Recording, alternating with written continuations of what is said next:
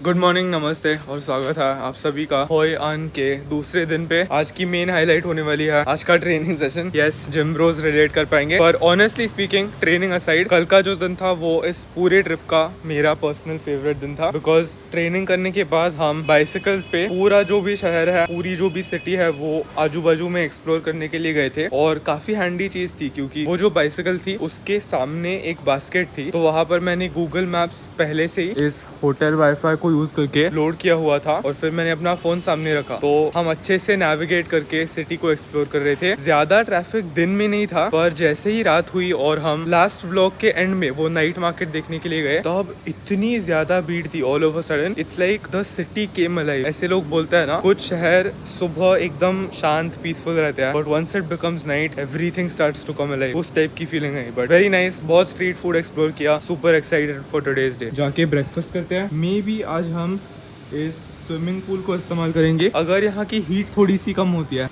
Because it's really hot, not good. I think मैं ये लूंगा। मेरे पास आज आलू है, फ्राइड राइस है, दो टाइप्स के। मे बी इसका थोड़ा सा नूडल और भिंडी है। Surprisingly wasn't expecting to see that here. Boiled eggs और कल का सॉसेज बेकन। तो इस बार की स्ट्रैटेजी ये है कि हमने जो फूड आइटम्स पहले ट्राई नहीं किया है उनका हम एक एक बाइट लेंगे, देखेंगे कि अगर अच्छा है कि नहीं। क्योंकि अगर अच्छा नहीं होगा तो मुझे एक पूरी प्लेट वेस्ट नहीं करनी है। पर कल के जैसे सॉसेजेस ये मैंने बहुत इधर नोटिस किया है। हर ब्रेकफास्ट बुफे में सुशी होता है, वो राइस, मैश पोटेटोज, यहाँ पर एक बनाना पैनकेक इस कॉफ़ी के साथ, और बिल्कुल कल के जैसे चीज़, बिकॉज ये एग्स और सॉसेजेस के साथ बहुत अच्छे से जाता है। और आज हमने एक अलग टेबल चूज़ किया है विद अ गुड व्यू।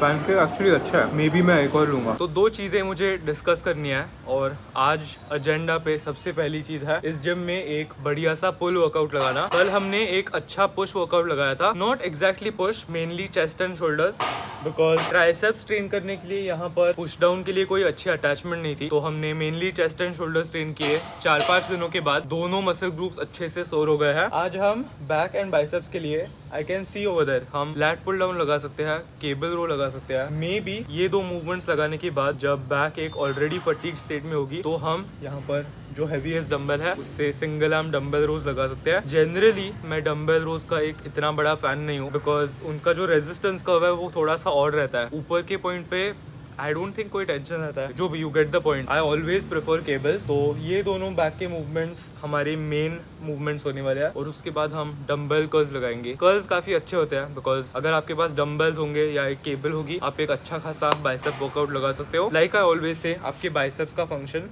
आपके आर्म को यहाँ से यहाँ लेके आना होता है। एज लॉन्ग एज आप इस मोशन को लोड करोगे, आपके बाइसेप्स ट्रेन होंगे। दूसरी चीज जो मुझे डिस्कस करनी थी वो है regarding training split during vacation. अब मैं इसे किस बारे में सोचता हूँ वो मैं आपको बताना चाहता हूँ। मुझे कल ही पता था एक्चुअली कि मैं कल ट्रेन करने वाला हूँ, आज ट्रेन करने वाला हूँ, और कल हो ची मिन सिटी में भी ट्रेन करने वाला हूँ। तो मुझे पता था मेरे पास ट्रेन करने के लिए 3 अपॉर्चुनिटीज होने वाली है ऑन दिस वेकेशन। इसीलिए अगर 3 दिन होंगे, I decided to go push pull legs. Very simple. अगर 4 दिन होते, अगर मुझे पता होता कि इस दिन के बाद मैं हो ची मिन सिटी में एक और वर्कआउट लगाने वाला हूँ, तो मैं प्रोबेबली अपर लोअर करता। पर लेट्स से आपको पता है कि आपके पास वेकेशन पे ट्रेन करने के लिए सिर्फ एक अपॉर्चुनिटी है, then it would be smarter for you to do a full body workout. इससे उस एक वर्कआउट में आप आपके बॉडी के सारे मसल ग्रुप्स को अच्छे से ट्रेन कर पाओगे, and then you can wait till the next training day और till you get back home. Let's say अगर आपके पास ट्रेन करने के लिए सिर्फ 2 दिन है, ऐसे केस में मैं अपर लोअर करता। तो ये कुछ तरीके हैं जिनसे मैं डिसाइड करता हूँ कि मैं वेकेशन पे किस प्रकार अपनी ट्रेनिंग अप्रोच करूंगा। तो ट्रेन करने के पहले हमें एक्चुअली दुकान जाके थोड़ा सा पानी खरीदना है, बिकॉज कल हमने जो 6 लीटर पानी खत्म किया था वो मेरे और दीवा के बीच में खत्म हो गया। 3 लीटर्स ईच। आज के लिए हमारे पास अभी कोई पानी नहीं है। इनफैक्ट ब्रेकफास्ट बुफे में थोड़ा सा कॉम्प्लीमेंट्री छोड़ो, फ्री पानी मिलता है, तो वो पानी मैंने काफी पी लिया। इसीलिए इस पॉइंट पे मैं हाइड्रेटेड हूँ डिसेंटली। मे बी 1 लीटर पानी या कुछ मैंने पिया होगा। पर ट्रेन करते वक्त जो भी पसीना आता है, and this is a very humid place, इसीलिए पसीना बहुत आने वाला है। कल मैंने जो कपड़े पहने थे वो पूरी तरीके से ड्रेंच हो गए। पसीना इतना आता है कि ट्रेन करते वक्त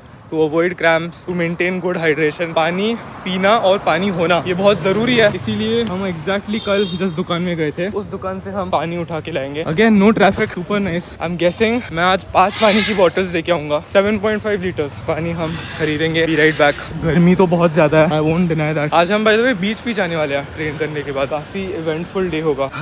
तो एक फन फैक्ट बताता हूँ, एक्वाफिना, दासानी और ये 3 पानी के ब्रांड्स यहाँ पर बहुत पॉपुलर है। इनमें से प्राइस की अगर बात की, ये सबसे सस्ता है, this come second and Aquafina is the most expensive. छोटा सा है फर्क, ज्यादा नहीं, मे बी 5-10 रुपए का फर्क होगा, but it makes a difference. तो पानी मिल गया है, पर हमें इस पानी को ऐसे कैरी करना पड़ेगा और इन्होंने वेरी थॉटफुली 2 बैग दिया है, क्योंकि 7.5 लीटर्स पानी एक बैग में बहुत रिस्की है। इवन दो वॉक काफी छोटा सा है, अगर बैग फट गई तो मेरी फट जाएगी, तो कैरी करना पड़ेगा फिर।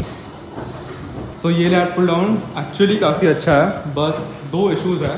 इशू नंबर 1 ये है कि यूजुअल लैट पुल डाउन्स में जब आप नीचे सीट पे बैठते हो तो यहाँ पर एक पैडेड सरफेस होता है विच एंश्योर्स कि if the weight gets too heavy आप ऊपर की ओर पुल नहीं होते। सो वो ना होने की वजह से हमें थोड़ा सा जुगाड़ करना पड़ेगा। आई एम गेसिंग कि हमें single arm lat pull down लगाने पड़ेंगे। Tension wise it's actually really good. ये जो पुली है यहाँ पर अगर हमने इस लैट पुल डाउन को लोड किया तो हमें एक अच्छा खासा बैक वर्कआउट मिल पाएगा, बट सिंगल आर्म करना पड़ेगा। सो सिंगल आर्म करते वक्त एक अच्छी चीज़ है कि मैं दूसरे हाथ से इस स्मिथ मशीन को पकड़ सकता हूँ for support, that way I won't get pulled up. So एक वार्म अप सेट हो गया। पहले फीलर सेट के लिए मैं ये 10 ऐड करूँगा। I think this should be the right amount of weight.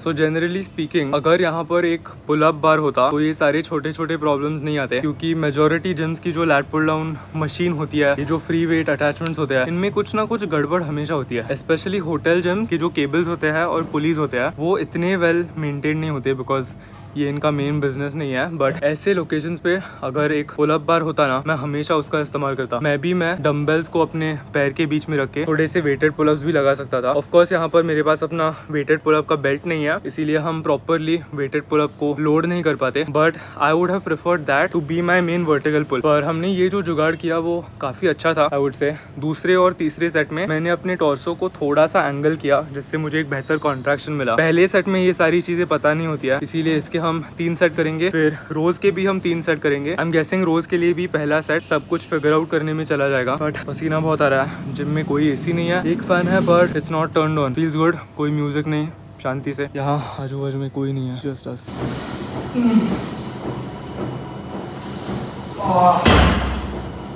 सो वो जो सेट था definitely felt way better than the vertical pull. Rows करते वक्त जो अटैचमेंट थी वो बहुत ज्यादा नीचे होने की वजह से ये बेसिकली एक लो टू हाई रो के जैसे फील हुआ। समरी ये है कि मुझे बहुत पसंद आया। इसके हम डेफिनेटली और 2 सेट्स करेंगे, और दूसरे और तीसरे सेट के लिए मैं वेट थोड़ा सा बढ़ाऊंगा, क्योंकि आज हमने कोई हैवी अच्छी मूवमेंट नहीं किया। मे बी 6 to 10 की जो रेप रेंज है उसके बीच में मैं फेल करूंगा, तो मे बी हम 5 kgs पर साइड थोड़ा सा बढ़ाएंगे and we'll go hit the set.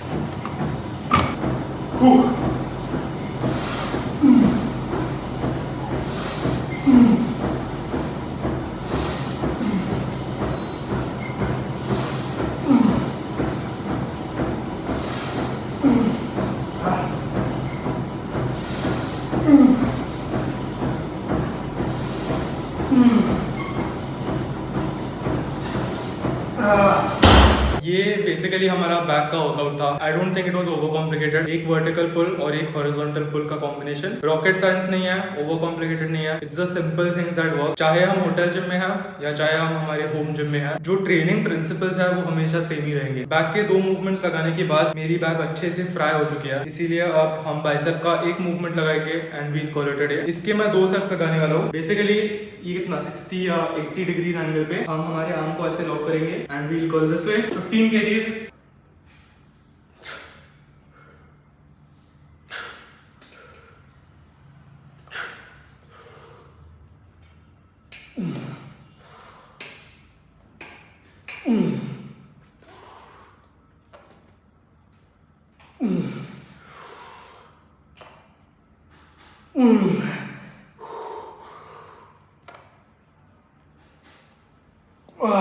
That's failure.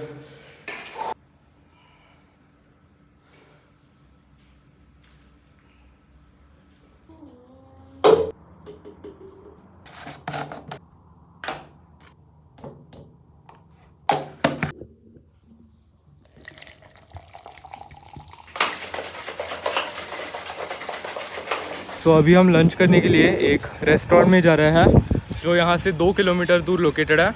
कल हम जहाँ पर लंच के लिए गए थे उसी पेरेंट कंपनी का ये रेस्टोरेंट है। Looking forward to trying some good food there. कल हम जब नाइट मार्केट गए थे तब भी actually ended up crossing this restaurant और वहाँ का खाना काफ़ी टेस्टी दिख रहा था, तो उसे चेकआउट करने के लिए हम जाएंगे। अभी दोपहर के 2:30 बज गए हैं, काफ़ी खाली खाली रास्ते हैं, वेरी ब्यूटीफुल वेदर। और खाना खाने के बाद हम जाने वाले हैं बीच, बिकॉज अभी तक हम बीच नहीं गए हैं। और अगर आप वियतनाम आते हो तो बीच जाने के लिए सिर्फ एक ही डेस्टिनेशन है, that is central Vietnam. While we are here, हमारा आखिरी दिन है, we will make the most of it.